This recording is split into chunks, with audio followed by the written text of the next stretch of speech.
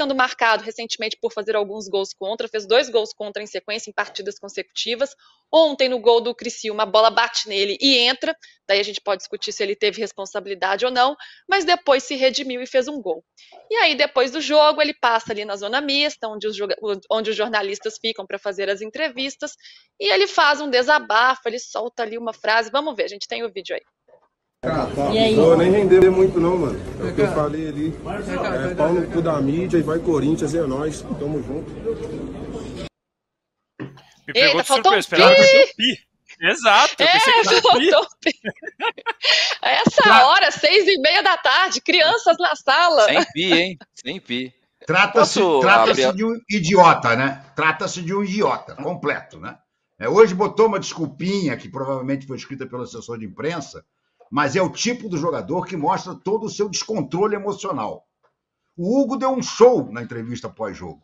Deu um show, dizendo, olha, a torcida é assim mesmo, quando a gente está mal, a gente tem que aceitar a crítica da torcida, da imprensa, tem que trabalhar para melhorar. O Hugo realmente parece que Portugal fez muito bem a cabeça dele. Já o nosso Kaká deveria ser enviado imediatamente para Portugal, para jogar no mesmo clube que o Hugo, para ver se aprende o mínimo. Absurdo. Pois é, Danilo, quero te ouvir, acho que tem alguns pontos. Diga, Rosa. Não, desculpe atropelar. Eu assisti ontem o segundo tempo, né? E eu acho que não é passar pano, longe disso, né? Mas o jogador, ele tem essa enorme, grande pressão, mas ele tem que entender que nós estamos ali, né? Nós, enquanto jornalistas, não estamos ali para crucificar ninguém ou para exaltar ninguém, né? Às vezes a gente critica quando o jogador faz os erros, né? Mas ele perdeu totalmente o discernimento e fazer um negócio desse. E aí depois a gente sempre fala, depois que inventaram a desculpa, né?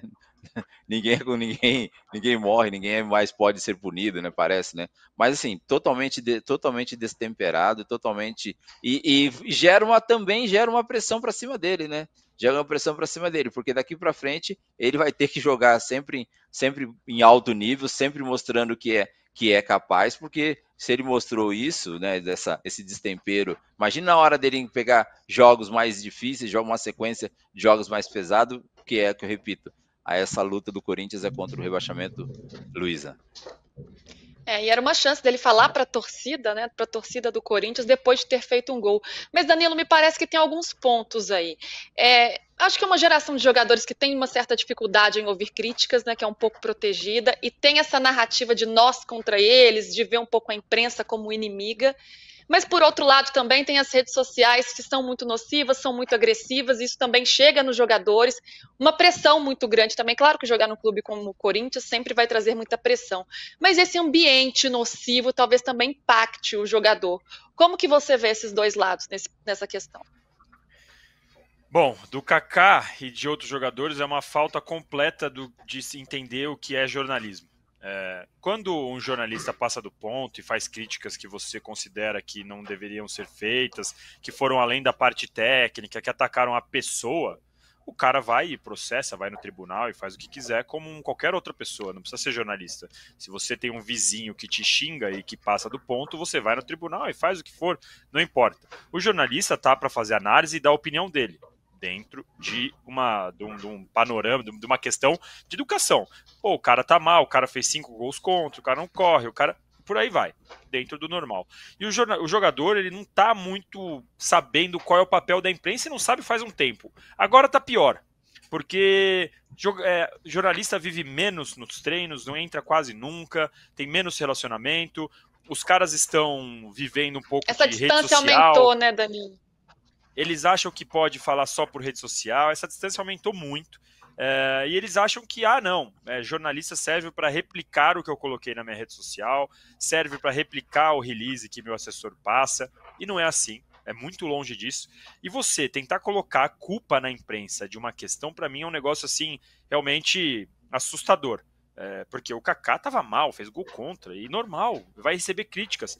Ele foi bem ontem, merecia elogio, sei lá, aproveita e usa os microfones que estavam sendo usados para criticá-lo, para falar, olha, putz, eu passei por uma fase ruim, recebi umas críticas que agora, aliás, umas delas eu nem gostei, mas agora vambora, bola para frente. O que vai mudar? Ontem a Neoquímica estava com 44 mil pessoas, ele poderia aproveitar e tentar jogar para cima, para frente.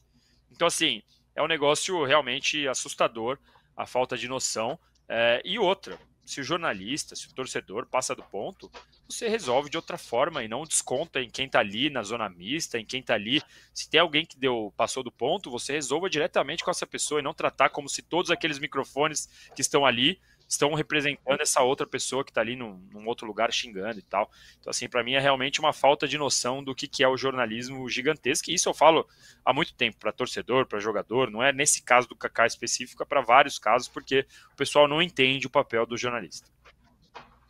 Passou do ponto total, essa relação desgastada, e foi bem feio ontem. Pelo menos ele se desculpou, foi menos pior, mas ainda assim, né? Muito desnecessário.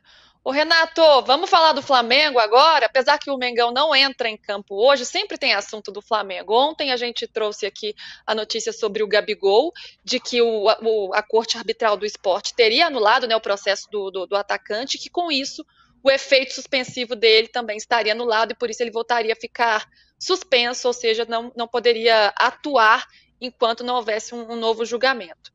E o Renato, me parece que essa informação ainda não foi confirmada, ele está treinando normalmente e ainda tem clube interessado no Gabigol. O que a gente pode atualizar dessa história? Bom, primeiro eu achar muito estranho, né? Se houve essa anulação e o Flamengo, nem os advogados do Gabigol ainda foram notificados, é um negócio muito estranho, não parece, não? Não faz sentido na minha cabeça. A partir do momento que você anula um julgamento, você tem que avisar as partes que esse julgamento foi anulado e que, portanto, vale tudo que estava em vigor até o início do julgamento e o pedido do efeito suspensivo. Estou achando muito esquisita essa história. Já estou começando a duvidar se realmente isso aí aconteceu. Ou se foi uma informação mal truncada do exterior, não sei. Porque era óbvio que hoje o Flamengo já deveria ter sido notificado, bem como a parte dos advogados do Gabigol. E nada aconteceu. Por isso ele foi lá, treinou normalmente, e a informação que se tem vinda lá do Ninho do Urubu é que se essa confirmação não chegar até sábado, ele vai para o jogo. Olha que situação maluca, gente. Na minha cabeça, essa história está toda muito estranha. O que tem de novidade em relação a ele é que parece que tem 2 clubes italianos dispostos a fazer ofertas por ele, desde que essa história fique esclarecida. Ninguém quer contratar o Gabigol e correr o risco dele pegar mais um ano de suspensão. Esses clubes seriam Fiorentina e Bolonha, essas notícias vêm da Itália, e o Flamengo já teria estipulado o preço do Gabriel em 5 milhões de euros. Tem que esperar ver o que vai acontecer realmente na questão da suspensão. Enquanto não acontecer, enquanto o CAS não se pronunciar claramente, eu não sei realmente, eu acho que ninguém vai ser maluco de querer contratar o Gabriel nessa situação e recebê-lo e em seguida ele voltar a ficar suspenso, né?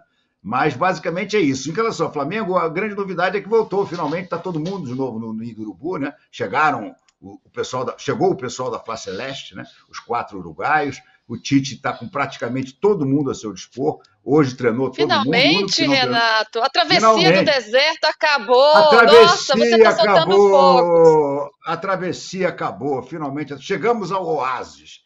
Mas aí a sensação que se tem é que vai todo mundo para o jogo contra o Criciúma. Talvez o único que não vai é o Bruno Henrique, porque ainda não foi para o campo, ainda está tratando do tornozelo baleado, né? Que ele sofreu no jogo com o Cuiabá, uma pancada ali, e embora a radiografia não tenha mostrado nada de fratura, o local ainda está muito dolorido. Talvez o Bruno Henrique não vá, mas o resto tudo deve ir. E a tendência é que o Flamengo escale, enfim, depois da travessia, de novo o seu time titular. Aí, todo mundo de volta. Lembrando que o Flamengo não joga nesta rodada do Campeonato Brasileiro porque enfrentaria o Internacional, que jogou pela Sul-Americana ontem, perdeu para o Rosário Central. Então os times gaúchos ainda estão se reorganizando. O Flamengo volta a campo contra o Criciúma sábado lá no Mané Garrincha. Aliás, vamos ver os jogos então de hoje Temos uma tela aí para a gente mostrar direitinho, ó, quem enfrenta quem hoje. O Atlético Goianiense pega o Vasco daqui a pouquinho, às 7 da noite. Vasco, né, nessa retomada, 3 vitórias seguidas.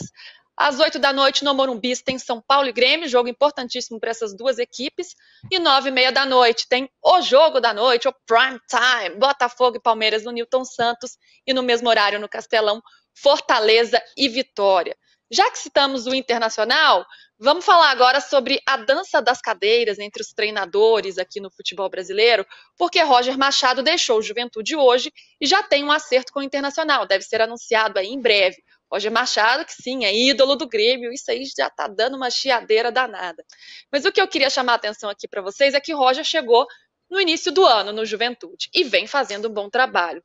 Muita gente imaginava que o Juventude brigaria para não cair no Campeonato Brasileiro e hoje está na 12ª colocação. Ainda foi vice-campeão gaúcho, está classificado para as oitavas de final da Copa do Brasil, enfim, um trabalho sólido e consistente.